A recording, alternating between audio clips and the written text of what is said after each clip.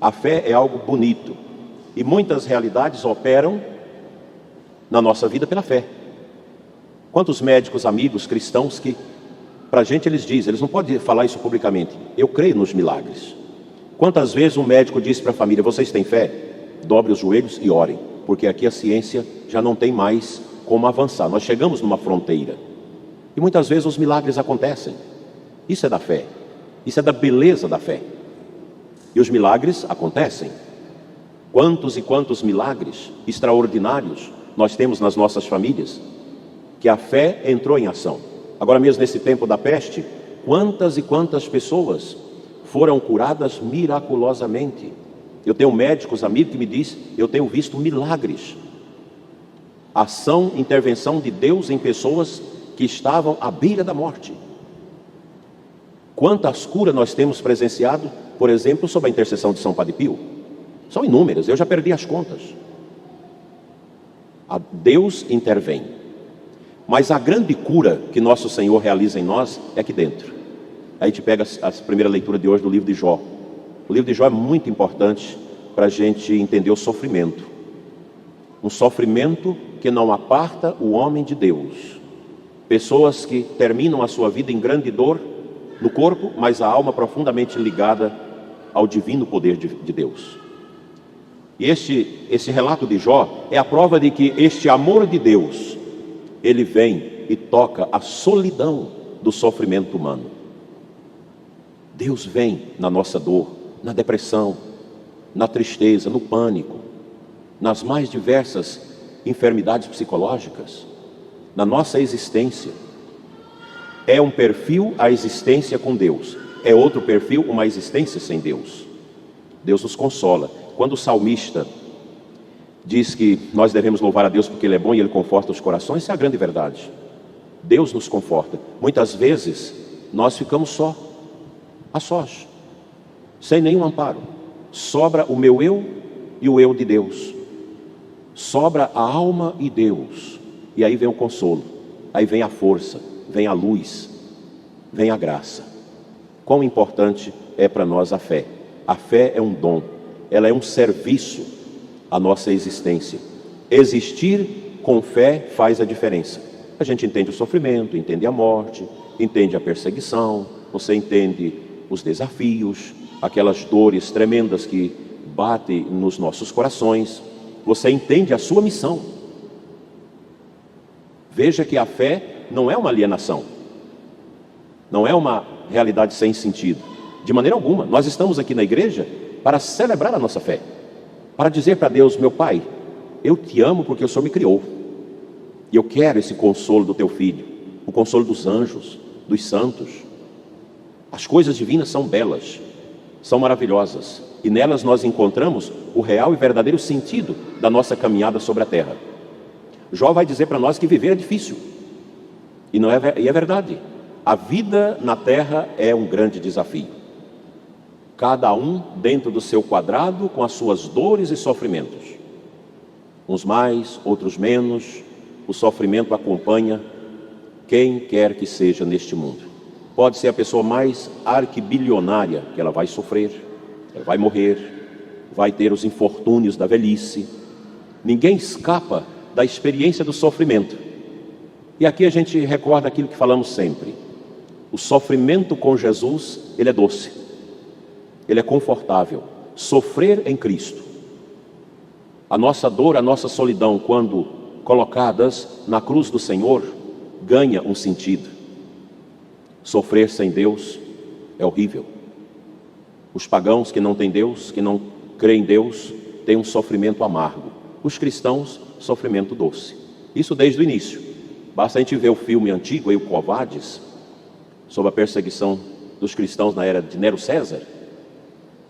Nero ia às tardes para o circo de Roma, porque tinha show todos os dias com a morte de prisioneiros captados, de cristãos. Todo dia tinha espetáculo cruento, derramamento de sangue, pessoas sendo comidas pelas feras, ainda vivas, queimadas vivas. E os romanos se gloriavam em ver o sangue derramar, e Nero se irrita quando os cristãos são jogados na arena, porque eles cantam salmos. Aqueles que eram amarrados para serem queimados vivos, eles morriam cantando. Isso irritava. Porque é assim que o cristão morre, louvando.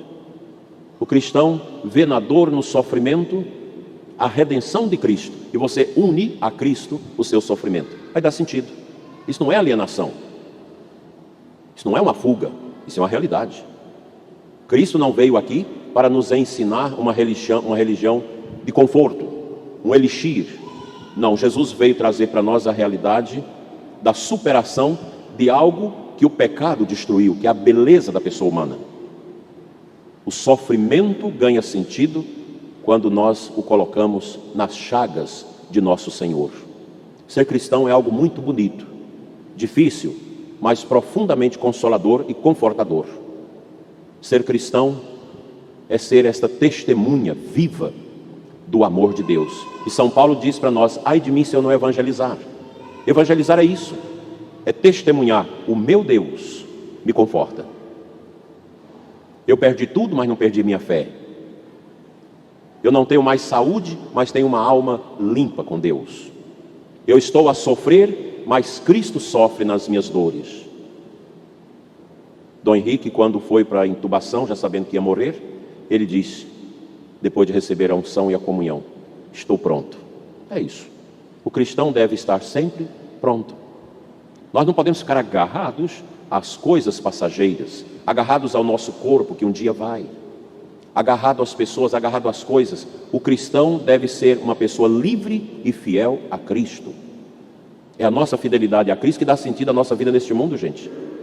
Nesta vida é amar e sofrer. Esse é o nosso caminho.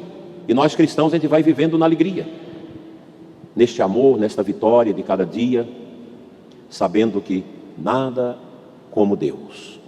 Ai de mim se eu não evangelizar. Essa verdade de Jesus, ela precisa ser comunicada. Aí a evangelização. Eu me lembro há uns 6 anos atrás, uns 7, quando eu participei já como bispo, de uma evangelização de porta em porta, 2 dias, visitando um bairro enorme. Quantas pessoas me disseram: se vocês não tivessem vindo aqui, eu não sei o que seria da minha vida. Eu teria suicidado. Impressionante, numa casa simples, as portas abertas, a gente batia e só escutava um gemido. Depois de uns 3 minutos, resolvemos entrar. E lá estava um homem atirado. Entrou em briga com um bandido, com um marginal, que o atirou e deixou praticamente morto. Salvamos a vida daquele homem. E depois ele me disse: se vocês não tivessem ido lá, eu tinha morrido. A evangelização é isso, é salvar vidas. Vidas materiais e vidas espirituais. Ai de mim se eu não evangelizar. A pergunta que eu te faço é: você evangeliza? Você fala de Deus com amor às pessoas? Não é falar com arrogância, mas a gente evangeliza com a suavidade do que Cristo realiza no nosso coração pelo Espírito. Por isso a evangelização não ela produz frutos sazonados. Evangelizar. Quantas lideranças eu vi surgir das evangelizações que nós fazíamos em 1988, 89, na feira da cidade. A gente armava um sonzinho no meio da feira, as pessoas ali rezando, o povo via que era católico, ia chegando, a gente começava a rezar, eu tinha um lugar que eu ia atendendo confissões. Dali, muitas pessoas hoje estão na igreja, são lideranças, porque era uma evangelização feita no poder do Espírito. Evangelização precedida de jejum, de vigília, de entrega. É assim que nós devemos fazer. Vocês acham que o apóstolo Paulo não passava a noite orando para evangelizar? Ele orava, ele entregava as pessoas que ele ia encontrar. A evangelização é isso. E o dízimo? Qual a importância do dízimo para a evangelização? Enorme. Imagina que a nossa diocese, graças a Deus, com toda a situação da peste que nós estamos vivendo, os católicos não abandonaram as nossas paróquias. Há dioceses em graves situações. E os nossos dizimistas, na diocese toda, ajudaram a igreja. Os ofertantes, trazendo coisas para os pobres. E nós estamos atravessando esse vale escuro com a graça de Deus. Graças ao seu dízimo, que é uma consagração. Quando você ora: Senhor, recebe o dom do meu trabalho, esse dinheiro ele vem na unção. E ele produz frutos. Hoje nós temos uma rádio. Em meio a uma pandemia medonha, nós conseguimos uma rádio. Gente que nós nem conhecemos, compre a rádio, que está fazendo um bem, evangelizando. Quando o seu dízimo vem acompanhado da unção, vocês podem ter certeza, a igreja se alegra, a igreja cresce. A igreja não precisa do dízimo de amargura. Pessoa que dá o dízimo sem alegria, que devolve o seu dízimo com amargura, com raiva. Não, gente. O dízimo deve ser a expressão profunda da nossa alegria, desse consolo de Deus, desse conforto de Deus. Quantas pessoas que eram dizimistas, estão desempregadas, não conseguem devolver o seu dízimo e que estão recebendo a cesta, a ajuda das paróquias. É assim? O dízimo é também para os pobres. O dízimo é o reconhecimento do conforto que Deus nos dá. Deus não vai desamparar a nossa igreja. Nós vamos vencer. Deus não vai desamparar os nossos pobres, os que sofrem, os doentes. E aqueles que não resistiram, e muitos não vão resistir à enfermidade, eles serão acompanhados com a nossa oração, com a bondade de Cristo na igreja. E assim um dia nós estaremos todos reunidos no céu, onde nenhuma pandemia, nenhuma peste vai nos alcançar. Enquanto nós estamos neste mundo, nós vivemos essas turbulências, que não são poucas, mas a gente vence essas turbulências com o nosso coração nele, no sacrário, com o nosso amor nela, a Imaculada, nos santos, na oração. Amanhã nós teremos a missa de Nossa Senhora Desatadora dos Nós. Quantos milagres têm acontecido aqui? Que a sua vida, meu prezado irmão e irmã, seja alcançada por esta bondade confortante de Deus. Não fechemos os nossos corações. Não fiquemos escutando coisas que não têm nada a ver com a nossa fé. Toda essa confusão com campanha da fraternidade, esquece isso. Isso não tem a menor importância para nós. Ele basta. É Cristo. Aqueles que querem velejar contra a doutrina da igreja não terão as suas empreitadas bem-sucedidas.